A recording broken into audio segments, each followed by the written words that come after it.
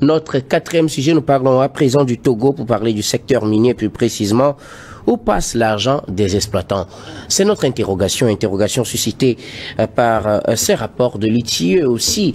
La période qui approche, le 31 janvier, normalement, selon les dispositions, les industries extractives doivent verser une part de leur chiffre d'affaires du montant pour le compte des communes dans lesquelles ces industries extractives opèrent. 0,75%, c'est le pourcentage en tout cas qui doit être versé pour le compte des communes.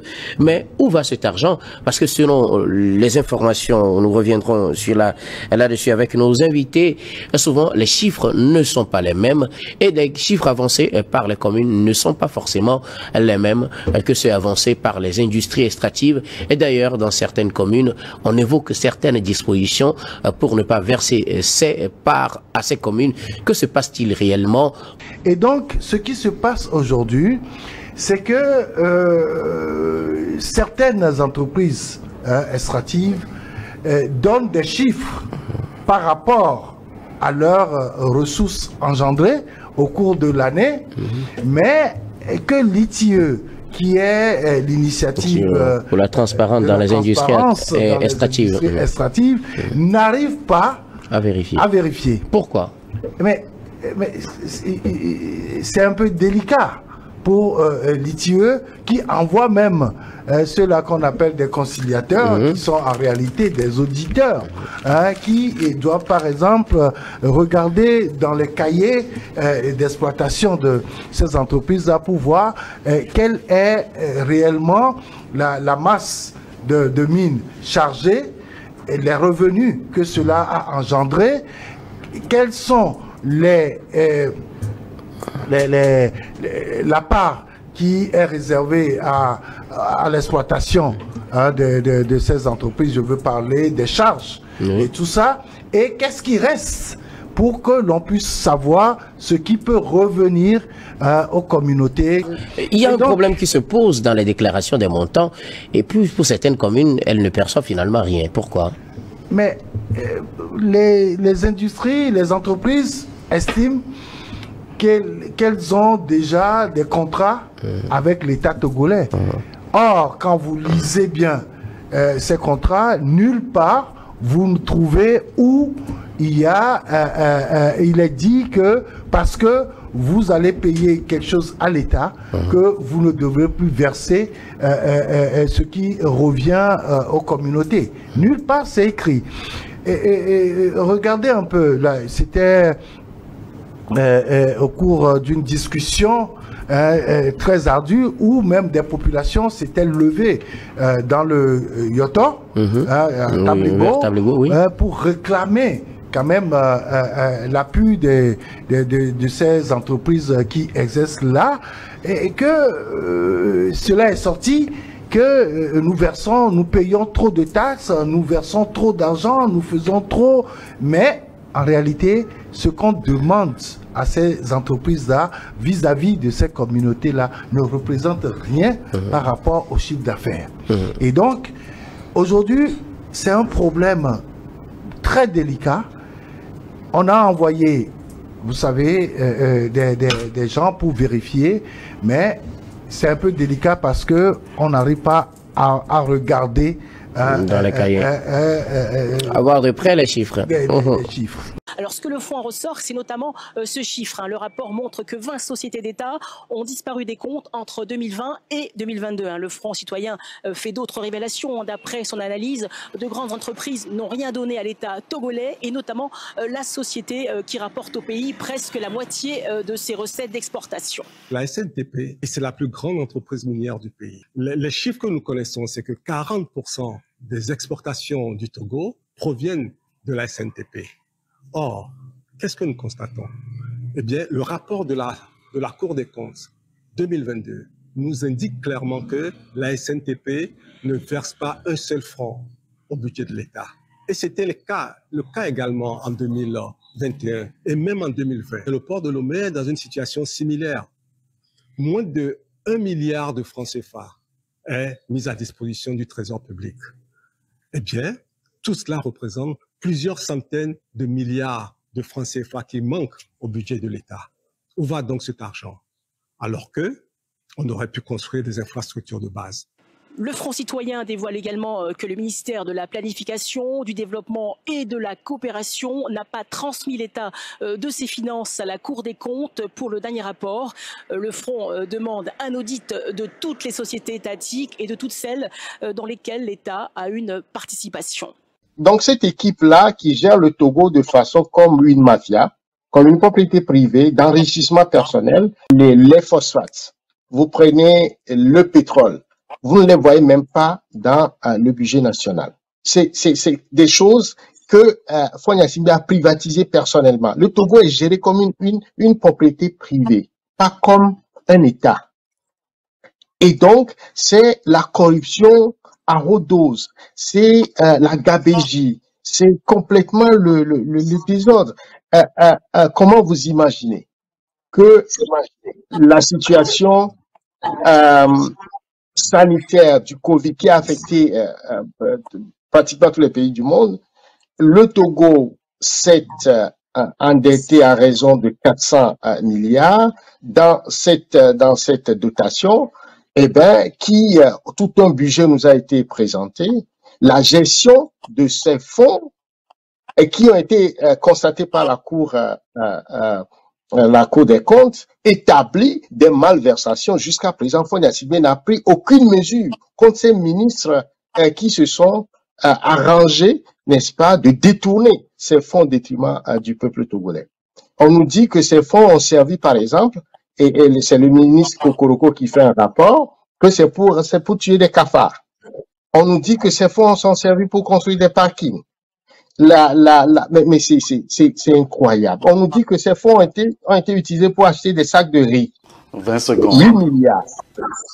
8 milliards. Et ça, c'est le ministre a dit. Alors, vous voyez, et plutôt, c'est des dépenses faramineuses. Le palais de Gnassingbé père à Pia a coûté quelque chose comme 7 milliards. Le palais Lomé 2 a coûté quelque chose comme 11 milliards.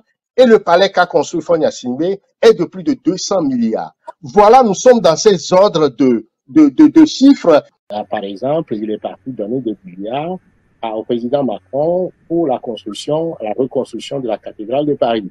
Ça lui a valu d'être invité et d'être à la troisième place à côté de Zelensky et du président Trump. C'est comme ça qu'il gaspille l'argent du peuple togolais alors que les Togolais n'ont pas de soins de santé, n'ont pas d'école, n'ont pas d'eau potable et n'ont même pas la possibilité de faire un repas principal par jour. Alors il est dans les avions tout le temps et chaque fois dans un avion privé, comme si le Togo était sa propriété privée, il peut partir à tout moment, aller dépenser l'argent. C'est un milliardaire, un multimilliardaire, alors que les Togolais sont extrêmement pauvres. La seule solution aujourd'hui pour les Togolais, c'est de fuir le pays. Vous voyez, et donc quand vous comparez avec les pays environnants, que ce soit le Bénin ou le Ghana, c'est incroyable. Alors c'est quoi ce régime kakistocratique qui n'a de vertu que de créer le chaos, le désordre, de créer le sous-développement, la souffrance pour l'ensemble de la population. Vous quittez Lomé, vous allez à l'intérieur du pays, c'est encore très grave. Vous voyez les conditions de vie de nos frères au nord, mais c'est tellement déplorable que vous ne pouvez pas imaginer qu'on puisse maintenir une population dans ces conditions. C'est tout simplement criminel. Et ces gens-là viennent nous blaguer aujourd'hui pour dire qu'ils veulent organiser des élections sénatoriales. Alors, l'argent du Togo, ça passe où? L'argent que génère toutes les ressources du Togo, ça passe où? Où va l'argent du Togo? Pourquoi Faure Gnassingbé, pour son pouvoir, uniquement pour son pouvoir, il dépense l'argent du Togo dans des futilités que de développer le pays? Il est là. Mais il est là, personne ne refuse, il est là, il est le président de la République. Pourquoi il n'investit pas l'argent du Togo pour développer le Togo et il utilise l'argent du Togo pour des conneries? Vous savez que le régime togolais a toujours financé les élections au Ghana. Le régime togolais a toujours financé les élections au Ghana en donnant de l'argent aux deux partis principaux. Que ce soit le NDC ou que ce soit le MPP, ils ont toujours financé. Le Togo où on ne trouve pas de l'argent pour vivre, on se permet de financer des campagnes. On a financé jusqu'à financer la campagne de Ramaphosa en Afrique du Sud avec l'argent du contribuable. C'est des choses que vous qui me suivez ici, vous ne savez pas. Et quand on le dit, il y a des gens qui viennent dire que est-ce que vous avez des preuves, tout ça? C'est des choses que vous ne savez pas. C'est dans ces choses-là qu'on met notre argent, qu'on met l'argent du Togo. En dehors de la sécurité, tout ce qui concerne la sécurité de Fort Gnassingbé, le reste de l'argent, on achète les gens dans la région, on achète les chefs d'État, on achète les ambassades pour s'assurer qu'aucun danger ne viendra de l'extérieur. Et donc, on oublie le pays, on oublie le développement du pays. Les Georges Weah ont pris de l'argent au Togo.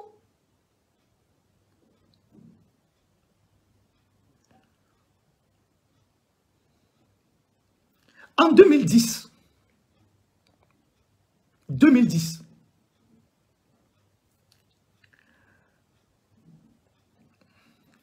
quand Mamadou Issoufou,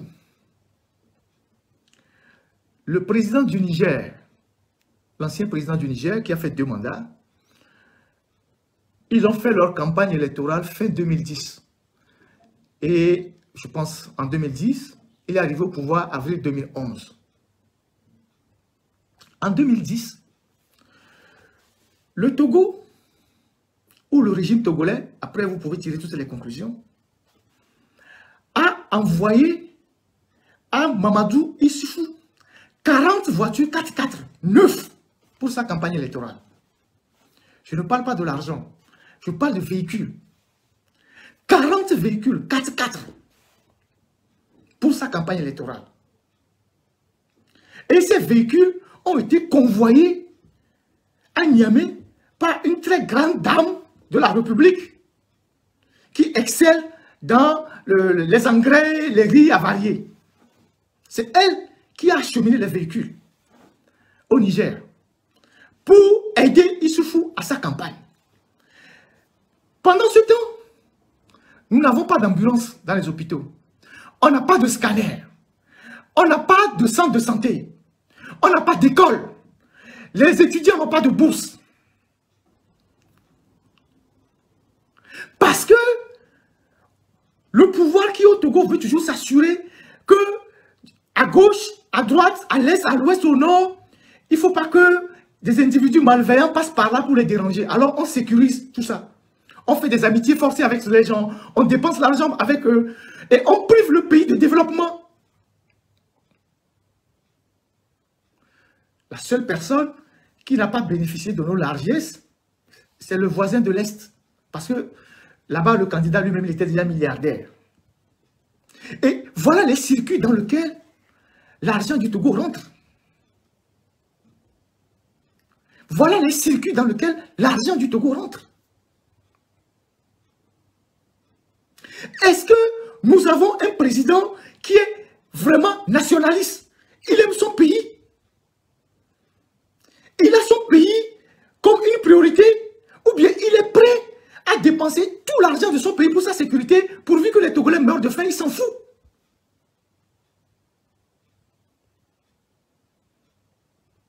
Il s'en fout. Nous sommes devenus le guichet automatique de la région. Le guichet automatique de la région. Donc, conséquence, quand vous voyez le budget de l'État, vous ne voyez pas ce que le port rapporte, vous ne voyez pas ce que les mines rapportent, vous ne voyez pas ce que le phosphate rapporte, vous ne voyez pas ce que le clinker rapporte, vous ne voyez pas ce que la Lonato rapporte, vous ne voyez rien. Tout cet argent disparaît.